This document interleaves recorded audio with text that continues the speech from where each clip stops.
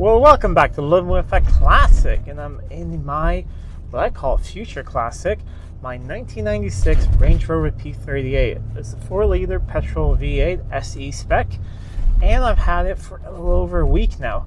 Bought it sight unseen. There's massive potholes here, out here. Bought it sight unseen, and drove it 5 hours, or it was like 6-hour drive home, over 500 kilometers. That went really well. And then when it came home, it started to act up with some electrical gremlins. But I've gone through those and I think I have most of that sorted. I've used it, as you see, a little bit for the school run and things like that, and I absolutely love it. So we're pulling up here, we're going up here into the woods, to this beautiful spot, and then we're gonna walk around the vehicle. I'm gonna show you really everything that's wrong with it and everything I wanna fix and my plans for it. And I mean, there's a list, but it's working at the moment at least. But you know, project cars, they always have a list, and well, that's part of the fun, isn't it? This is the first tiny bit of off-roading I've done with it, so we're going over there. But don't worry, that's something I want to do a bit more with it. I'm a member of the Land Rover Club, and I definitely want to go on some of their meets and see what this thing can do. We have an L322 as well at home. Never taken that actually off-road a bit, but I think this one we're going to try a little bit more. Might need some chunkier tires for that though. But let's walk around it, we'll do cosmetic, and we'll go through everything that needs done to it and my plans for it. So overall, I think for its age, being 1996, it is in very good condition cosmetically. There is hardly any like aluminum corrosion. There's no rust. Has a couple little chips and things.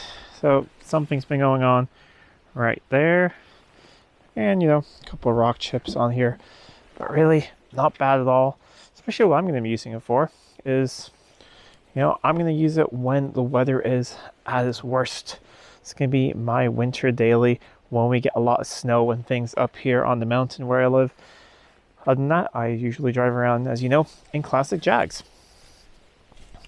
Tiny bit of aluminum corrosion right about there.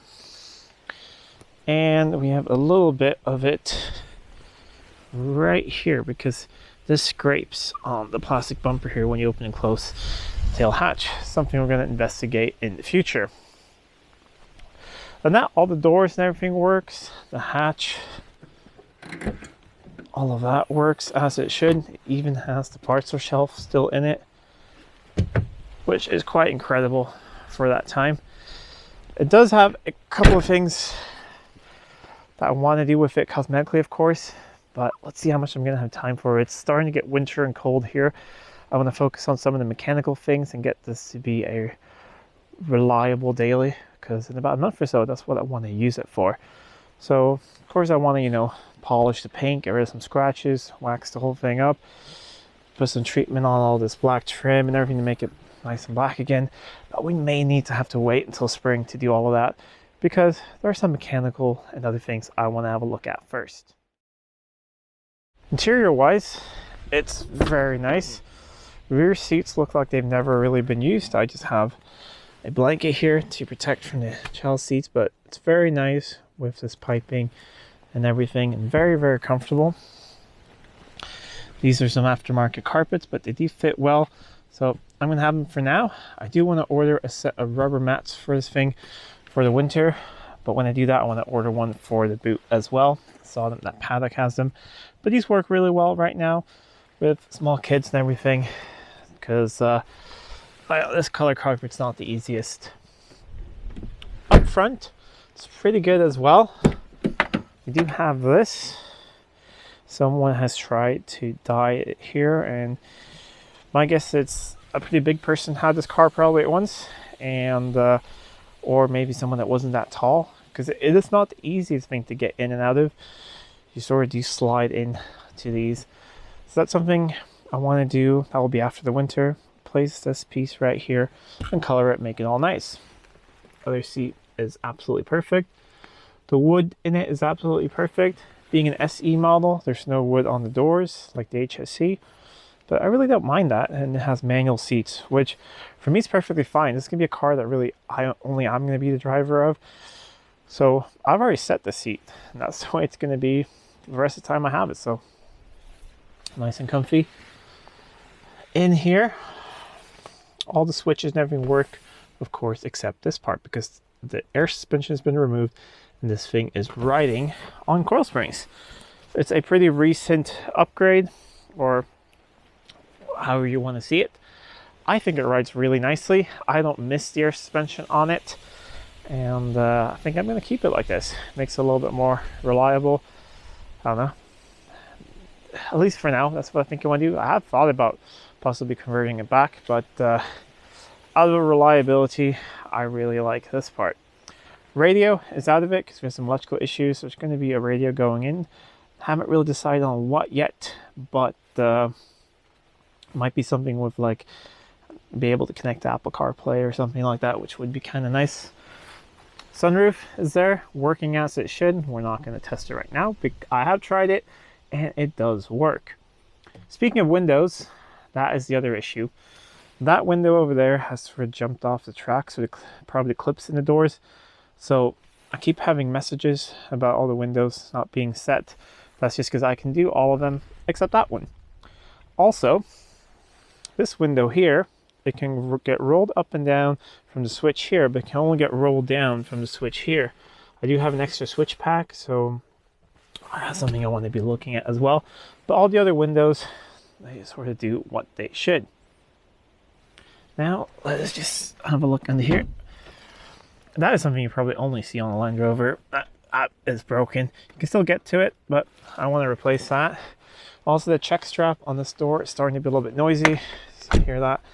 I have lubricated it, but hasn't really helped. Up here, just remember that I realized one thing on the back that's missing. We'll go through that in a bit. We have the 4-liter, or technically 3.9 Rover V8, running sweetly.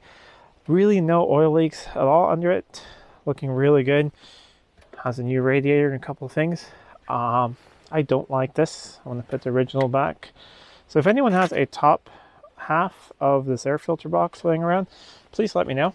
I'd love to get a hold of one of those. Other than that, I've had electrical issues with the grounding. That seems to be better now. I still want to go through a little bit more. Fuse box is in good shape. I've gone through that. However, I'm only getting about 13.8 volts charging at the battery, but I have 14 at the alternator. So I think the alternator wiring is the next thing to clean up on it. And then I think we've mostly sorted all of the big electrical things. We found out it has had a new transmission not that long ago, so that's really good. And mileage is 168,000 kilometers, which I don't think really is bad at all. The one thing that is missing back here, unfortunately, is the Range Rover script. So that's something I want to pick up. I do not know why they've removed it, because it hasn't been for paint, because you can still see the outline of it here. And 4.0 SE is supposed to be there, but I don't really care that much about that. But I want to get the Range Rover script back on it. And I probably want to do something about this cosmetically. I haven't really decided what, but that's something I want to sort out. The fuel door is missing. I have a spare one. It's in a darker green. So I'm going to order some paint for this thing, paint that up. Might not be a perfect match, but at the moment, I can't really drive this thing anywhere and park it because anyone can get into my gas tank, which doesn't feel the safest. It is sitting on brand new tires, which is excellent. I think if we're going to do more off-roading and things like that, I probably want to get a set of chunkier tires. I have bought another set of wheels, a set of HSE wheels for it, and maybe I'll put chunky tires on those and keep these, because these are really nice, quiet highway tires. And the wheels that are on it, a little bit small, of course, just being 16-inch, but they're in excellent shape. They're as new. They're in great shape, so probably will be keeping them. And yeah, you see, I mean, small scratches and things, but I want this to be, you know, a 4x4 off-roader that I'm not afraid to use. It's definitely going to get used. It's going to be off-road. It's going to do all those things. So I'm going to get rid of as many scratches as I can, but I'm not going to pretend like it's a new vehicle. So some of the big plans for it. Well, I talked about the wheels. You'll see those when I picked them up. They're really cool. They're my favorite wheels for the P38. So I'm not sure if I'm going to maybe put some chunky tires on those and then keep these as highway tires, we'll see. I haven't decided yet. But other things I want to do with it, it's missing one thing, which I think is a good thing, and one of the reasons I bought this one, it doesn't have a tow bar, which means it hasn't been towing all its life. Most people buy these to tow, including me. That's why I got it. So I'm going to mount a tow bar. I have one picked up, a good use one. That's going to slide in there. The other issue with it, which you'll notice in the other videos, is the exhaust. It's a bit loud, which I really don't mind, but it's also been patched up everywhere. The only advisories it's had for past, MOTs is just that the exhaust is on its way out. So I have picked up a good used but stainless dual exhaust setup, so with twin outlets. So that should look really cool and probably sound pretty mean as well. So that's going on the car.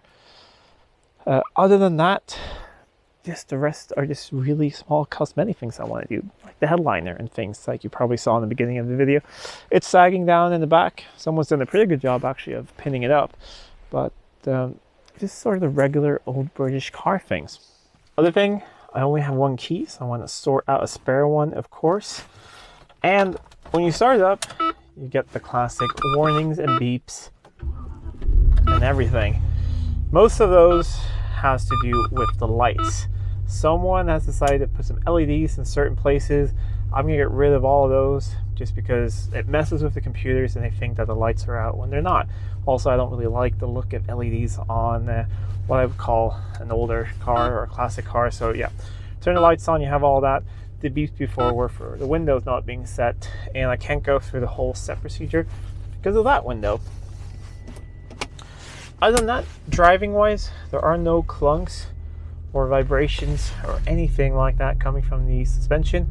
However, I looked underneath and the bushings, the D bushings for the anti-roll bar, one of them looks a bit perished, so I want to go through that.